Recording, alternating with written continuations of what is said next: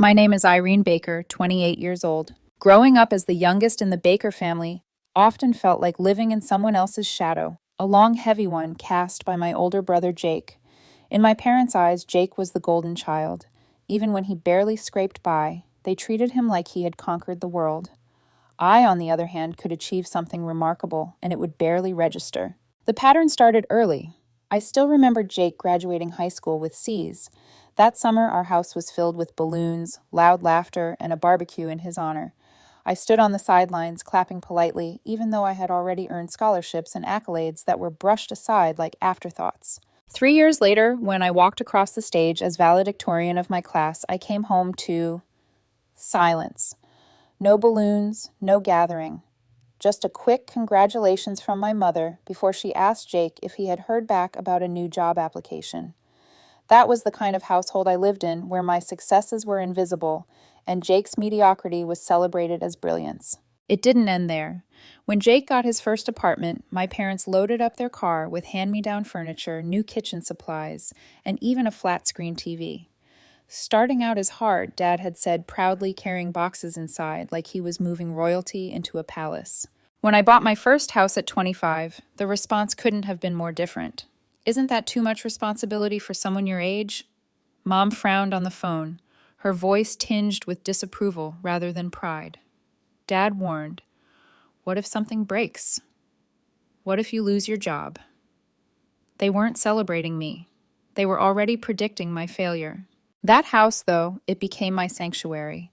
A modest two-bedroom in a quiet neighborhood, not flashy, not grand, but mine. Every brick was a symbol of years of sacrifice, extra shifts, skipped vacations, and nights where I lived on instant noodles just to save for the down payment. Unlocking the door for the first time, I remember whispering to myself, "This is proof I exist beyond their shadows." But of course, when I called home to share the news, Jake laughed in the background, his voice dripping with mockery. "She can barely afford car insurance. This is going to end badly." Dad took the phone from Mom, his tone patronizing. "Honey, maybe you should have talked to us first. Houses are a big responsibility." I hung up that night with a knot in my stomach, my excitement crushed. Even my biggest achievement was treated like a mistake. Over the years, family dinners became a minefield.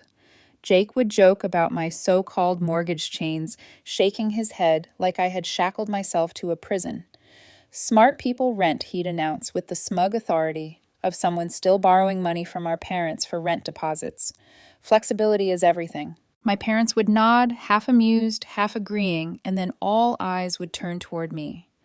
I learned not to react, just smile, sip my water, and change the subject. That house was the one space in my life where their judgments couldn't touch me. At least that's what I thought. What made it worse was the double standard. While I balanced bills, worked long hours, and built stability, Jake bounced between jobs and apartments like a pinball. Yet his instability was seen as exploring options, while my stability was framed as tying myself down. And deep down, I could sense something darker simmering beneath Jake's constant jabs. It wasn't just teasing, it was resentment. My quiet independence was a mirror reflecting his failures, and he hated me for it. Sometimes late at night, I'd catch myself remembering the look he gave me when I showed him the keys to my house, half sneer, half smirk, like he was already plotting how to prove I didn't deserve it. At the time, I brushed it off as paranoia. After all, he was my brother. What could he possibly do? If only I had listened to that uneasy instinct. The house was nothing grand, 2 bedrooms beige siding a tiny yard that needed constant mowing. But to me, it was proof of resilience. Every paycheck saved, every weekend sacrificed, had bought me those walls. Within them, I felt safe, untouchable. Or at least I wanted to believe that. But to my family, the house became a punchline. At nearly every family dinner, Jake would lean back in his chair fork, dangling lazily from his fingers, and announce, "Smart people rent. Flexibility is everything." Meanwhile, Irene's tied down to a depreciating asset. The room would chuckle, sometimes uncomfortably, sometimes in agreement. Mom would sigh, patting my hand as if I had made a poor romantic choice instead of a financial one. "She's stubborn," she'd murmur, always insisting she knows best. I forced smiles, biting my tongue until it hurt. Inside, I was screaming. Why did my hard-earned stability feel like a mistake, while Jake's instability was painted as adventure? It became a cruel family tradition, Irene the joke with the mortgage. The truth was, Jake wasn't just mocking me, he was measuring himself against me. Every barb, every smirk was his way of convincing himself I hadn't actually surpassed him. And my parents, they wanted to believe it. Believing him meant clinging to their old story of me as the fragile, irresponsible child. The resentment thickened over time like a fog in the room. I could feel Jake's eyes linger on me longer than they should on the way I carried myself on the car I drove, on the quiet satisfaction I didn't flaunt but couldn't hide. By the time I accepted a temporary government assignment overseas, the tension had curdled into something I couldn't name, but felt deep in my bones. 6 months in Eastern Europe. That was the contract. Administrative oversight, I told my family vaguely. The real details were classified high-level financial investigations networks of money laundering that stretched across borders. Work that mattered. Work that consumed me. Before leaving, I prepared everything. Automatic payments set, lawn service contracted, mail forwarding arranged. I even upgraded my security system, layering cameras and motion detectors across the property. Still, I gave my parents a spare key. Not out of trust, out of duty. Only for emergencies, I repeated, handing it over. Burst pipes, break-ins, that's it. Mom took it with a nod. Dad pocketed it with a shrug. But Jake twirled it between his fingers, grinning. Look at her, acting like she's leaving a national landmark behind. It's just a boring suburban house, Irene. I didn't reply, but as he said it, something in his tone sent a chill down my spine. The way he looked at that key, as if it wasn't mine anymore, but already his. Promise me, I said firmly, locking eyes with him. Emergency only. He smirked, tossing the key up and catching it. Sure, sis. Emergency only. The words hung in the air, sour and mocking. On the day I left, I looked back one last time at my little house. The curtains were drawn, the lawn freshly trimmed, the lock gleaming under the morning sun. It looked peaceful waiting. I had no idea that while I was across the ocean, buried in classified reports and late-night briefings, someone close to me would decide that my sanctuary wasn't really mine at all. And the key I had handed over with a warning would unlock the beginning of my nightmare. Eastern Europe swallowed me whole. Days blurred into nights, inside cold government offices where fluorescent lights hummed overhead and coffee tasted like ash. My work was all-consuming, tracing illicit money transfers across borders, following faint trails that led to organized crime, terrorism funding, even whispers of political corruption. Every spreadsheet, every intercepted call could tip the balance of a larger case. Communication with home was rare. Security protocols meant no casual FaceTime calls, no long rambling chats. Just short check-ins, a few minutes of small talk, careful and shallow. How's the house, I asked once. Still standing, Jake laughed in the background, his voice carried faintly over the line. No disasters yet. I forced a smile. Good, keep it that way. But even across an ocean, I felt something was off. Their reassurances felt too quick, too rehearsed, as if they were answering the question they thought I wanted, not the truth. Meanwhile, Jake was watching. Neighbors saw him driving by more often. Sitting in his car across the street, engine idling, eyes fixed on the house. They assumed he was checking in for me, being the dutiful brother. But Jake wasn't just watching. He was studying. The lawn service trimmed the grass weekly, but Jake noticed a leaf pile gathering in the corner. He noticed the blinds that never shifted. He noticed the stillness, the silence. To him, it looked abandoned. To him, it looked like opportunity. And in Jake's mind, opportunity and entitlement were the same thing. At a family dinner, he held court, swirling his drink. You know, people are starting to wonder if Irene's even coming back. That house of hers looks empty. Shame if it goes to waste. Mom clucked her tongue. Don't be dramatic. She'll be back. But Dad shifted uncomfortably, glancing at Jake. Maybe he was beginning to believe it. Maybe deep down he preferred to. Back in Europe, I had no idea. My world was numbers and shadows. Then, during what should have been my final week abroad, my supervisor, Agent Martinez, pulled me aside with a classified folder in his hands. His expression was tight, unreadable. We've got a situation, he said, voice low. My heart stuttered. What kind of situation? There's been activity flagged at your registered address. Property transaction. Transfer of ownership. I froze. That's impossible. I own that house. There's no transaction. That's why it's flagged as suspicious. Real estate fraud is sometimes used to compromise federal employees. If your residence has been illegally transferred, it could be a national security breach. We're treating it as potential fraud until proven otherwise. For a second, the room tilted. My sanctuary, my proof of independence, wasn't just being mocked anymore. It was being stolen. The worst part, the only people with keys were the ones I'd trusted most. I didn't sleep on the flight home. Every scenario ran through my head. Maybe it was a clerical error, maybe someone hacked the system, maybe it wasn't real. But the gnawing pit in my stomach whispered what I refused to say out loud. This wasn't a stranger. This was Jake. And by the time my plane touched down, the nightmare had already taken root. The drive from the airport was a blur, just miles of highway that felt more like a tunnel closing in on me. My hands gripped the steering wheel so tightly my knuckles burned white. When I finally turned onto my street, my heart lurched. There it was, my little beige house, my fortress, my proof. Except it wasn't mine anymore. A bold red and white sign stabbed into the front lawn sold. I slammed the brakes, staring at the lockbox hanging from the front door. The unfamiliar keyhole where my lock should have been. My chest tightened. This couldn't be real. This had to be some mistake. I scrambled for my phone, dialing the number on the sign. Baker Property Services. This is Lisa. How can I help you? A chipper voice answered. This is Irene Baker, I said, my voice shaking. Why is there a sold sign on my house? There was a pause, then a too bright tone. Oh, you must be Jake's sister. He told us you might call. Ice shot through my veins. Jake. Yes, he explained everything. You'd been struggling with payments, he said, and finally agreed to let him handle the sale. Honestly, congratulations. It's wonderful to be free from such a heavy mortgage. My vision blurred. I gripped the steering wheel with one hand, the phone trembling in the other. That house, I whispered, is mine. Jake had no right to sell it. Oh, but he did, the woman said gently, as if speaking to a child. He presented power of attorney documents, the deed, and financial statements. Everything looked legitimate. The sale closed last week. I ended the call without another word, my breath jagged in my throat. Power of attorney. Deed transfer. All forged. I didn't need proof to know. Jake had always been good with signatures, too good. I dialed home next, my fingers clumsy heart pounding. Mom answered. Irene, she cried, joy spilling into her voice. You're back. How was your trip? I cut her off. Where's Jake? A pause. Then, almost cheerfully, he's here, actually. We're having a little dinner to celebrate.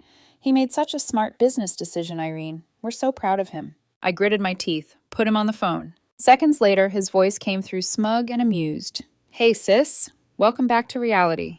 My grip on the phone tightened. What did you do to my house? I solved your problem, he said casually. You were gone for months, probably behind on payments. I found a buyer, handled the paperwork, got you out before foreclosure hit. You should be thanking me. That wasn't your house to sell. Relax. You actually made money. 15 grand after fees.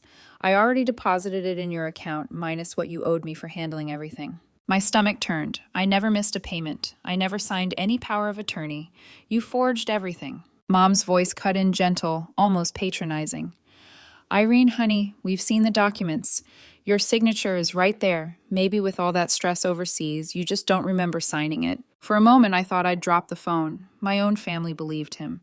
They believed I was so careless, so incompetent, that I'd simply forgotten signing away my house. But Jake didn't know the truth. None of them did. My property wasn't just any suburban house.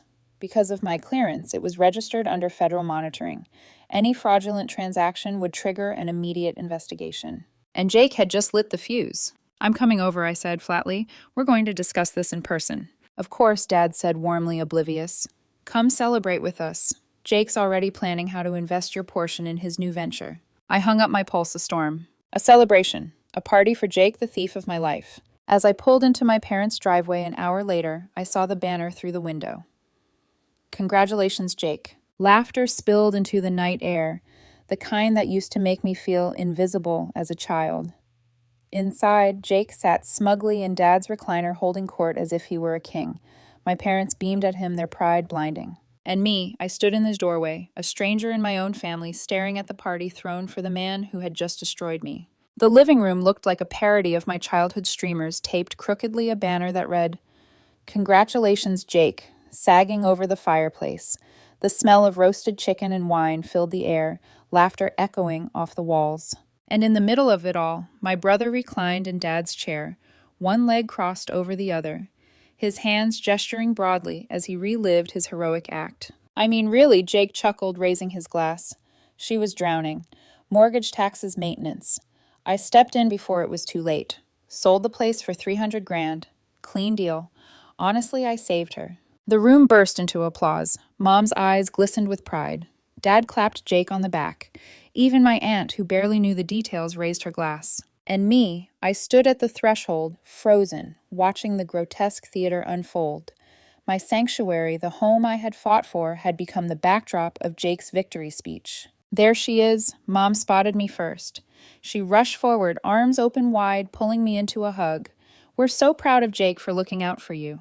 You must feel so relieved. Relieved. The word twisted in my gut. Jake smirked as our eyes locked across the room. Welcome home, sis. No more mortgage chains weighing you down. I gave you freedom. I sat down slowly, my face carefully neutral. Inside, I was screaming. But I couldn't afford to scream. Not yet. Tell me exactly what happened, I said evenly. My voice was calm, almost curious. A journalist asking for details, not a victim demanding justice. Jake's grin widened. He loved an audience. Pretty simple. Neighbors said the place looked abandoned.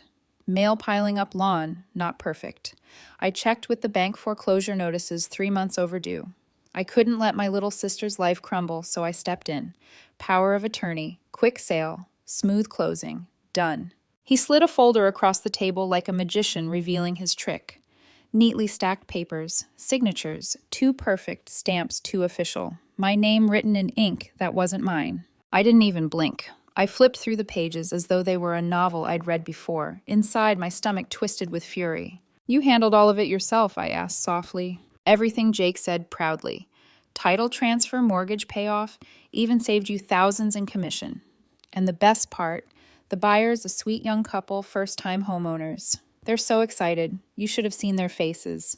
My lips curved into the faintest smile. That does sound thorough. He beamed, mistaking my composure for admiration. The family clinked glasses again. Dad leaned forward, his voice warm with approval. Jake really saved you, Irene. If not for him, you'd be facing foreclosure and ruined credit. You should thank him. Thank him. The irony almost choked me. I reached for my phone under the table, sliding it open with practiced subtlety. A message blinked from an encrypted channel. FBI agents en route. Hold position. Do not confront directly. My pulse slowed. Good. Backup was already moving. I looked up at Jake, who was still basking in the glow of their praise. His words washed over me. Something about smart decisions and financial acumen. He thought he was untouchable. I leaned back in my chair, folded my hands neatly, and smiled. Let him perform. Let them clap. Because in less than an hour, this celebration would turn into a reckoning. And for once in my life, I wouldn't be the invisible one in the room. Jake leaned back, savoring his drink, basking in admiration. I had to step in. Someone had to be the adult in the room, he said, flashing that smug grin. I tilted my head, voice light. So you called the bank, pretending to be me. Not pretending, he shot back. I said I was your brother, concerned. They were more than happy to confirm the foreclosure notices. Interesting. I tapped the folder with one finger, because all of my payments are automatic, and I check them overseas every single month. For the first time, Jake's smirk twitched. You must have missed one. Mom interjected quickly, smoothing her dress, as if ironing out the tension. Stress does that. Maybe. No, my voice was sharp now. I didn't miss anything. And Jake, what number did you call? He froze. What? The bank. Which number? His eyes flickered just a second, but enough. The one I found online. I nodded slowly. So you called a random number on the internet, gave them my name, and they gave you confidential mortgage details. Over the phone. The room shifted. Even Dad frowned now. Jake straightened, defensive. Look, maybe I don't remember exactly. The point is, I saved you. You also had me sign power of attorney, didn't you?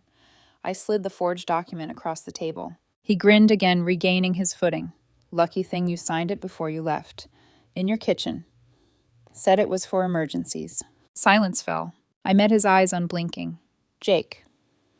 The day before I left, I didn't go home. I left straight from my office to the airport. I never set foot in that kitchen, and I certainly never signed away my house. A ripple of unease moved through the room. Dad cleared his throat. Mom bit her lip. Even my aunt shifted in her seat. Jake's grin faltered. Maybe you just don't remember. You were stressed, Irene. Before I could answer, my phone buzzed against the table, an unknown number. I excused myself, stepping into the kitchen. This is Irene. The voice on the other end was frantic. Ms. Baker.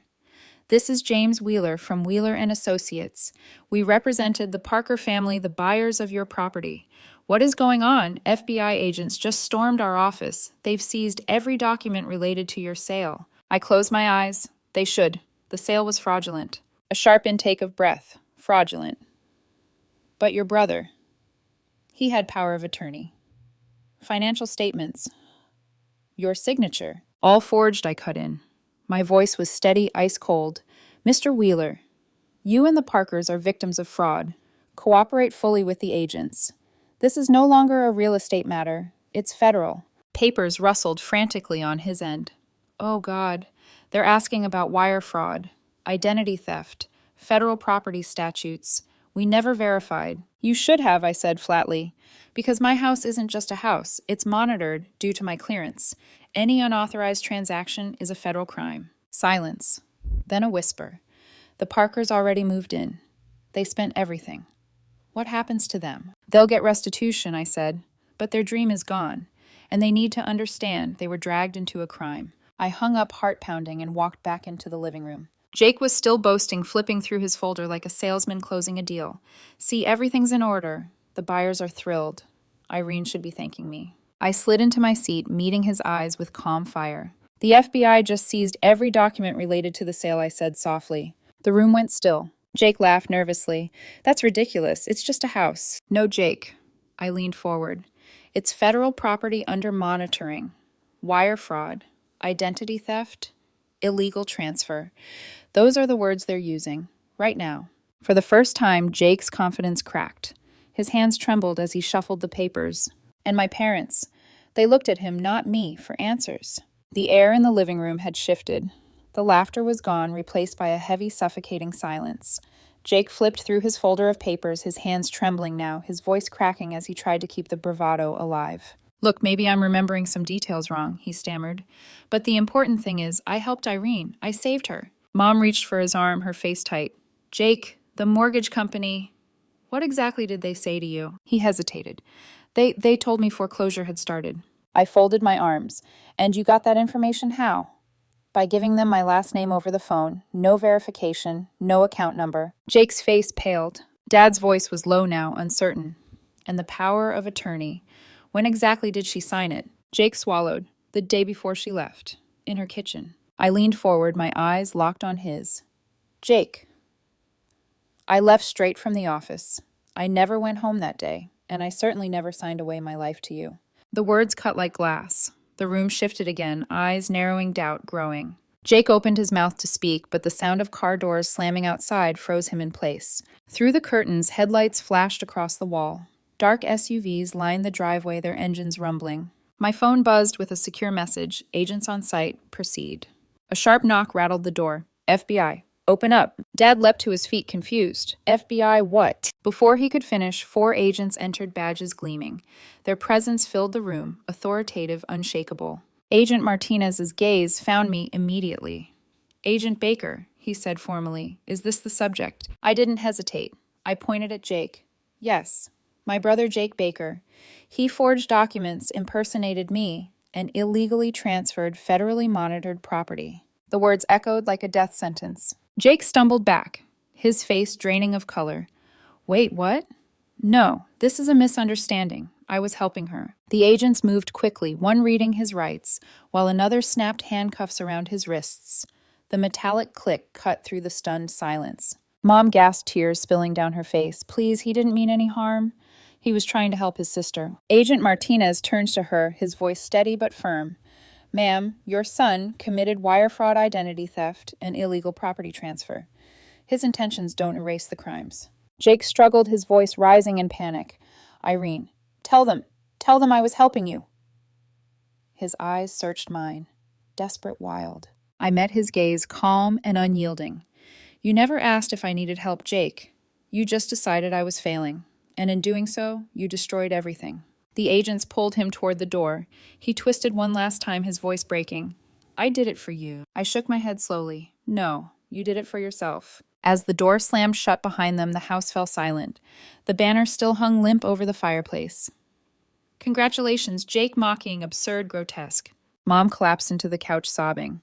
Dad sat in stunned silence, staring at the empty doorway. And I stood alone in the middle of the room, the only sound my steady breathing, as the illusion of Jake the hero crumbled at last. The weeks that followed felt like living in a courtroom drama I never auditioned for. Investigators swarmed the fraudulent paperwork, piecing together the trail of lies Jake had spun. Forged foreclosure notices, fake signatures that looked frighteningly like mine, false statements to realtors who never bothered to verify. At trial, Jake stood small behind the defense table, no longer the smirking brother basking in applause. His voice cracked as he addressed the judge. I convinced myself Irene was failing, that she needed me, he admitted. His eyes flicked toward me in the gallery, then down to the floor. But the truth is, I couldn't handle that my younger sister was more successful than me. I thought if I saved her, I'd matter again. The words landed heavy. They weren't an apology, not really. They were a confession of weakness of envy that had rotted into crime. The gavel fell. 4 years in federal prison. My parents wept openly. Dad muttered, "He didn't mean to," while Mom clung to her rosary, whispering prayers that couldn't undo what was done.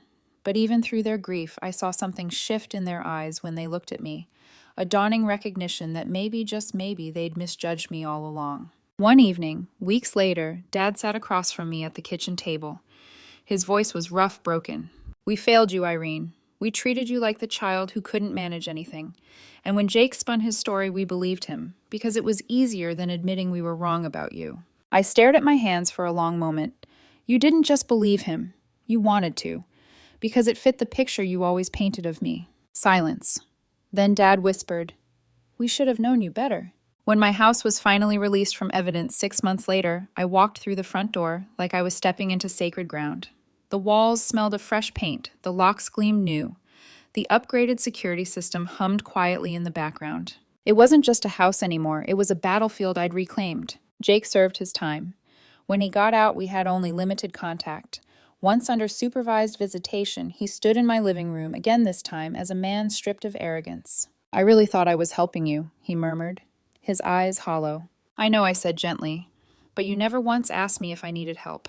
You just assumed I was failing. You couldn't accept that I wasn't." He nodded slowly. "I destroyed everything because I couldn't handle the truth about who you are." It was the closest thing to honesty he'd ever given me. In law enforcement circles, the case became infamous. They even gave it a title, The Helpful Brother, a cautionary tale of how crime can wear the mask of love. But for me, the lesson was simpler. Sometimes the people who claim to know you best are the ones who refuse to see you clearly. And sometimes protecting yourself means letting consequences fall no matter how much they hurt. Now, when I sit on my porch in the quiet evenings, I think about that banner in my parents' living room, the cheers, the applause.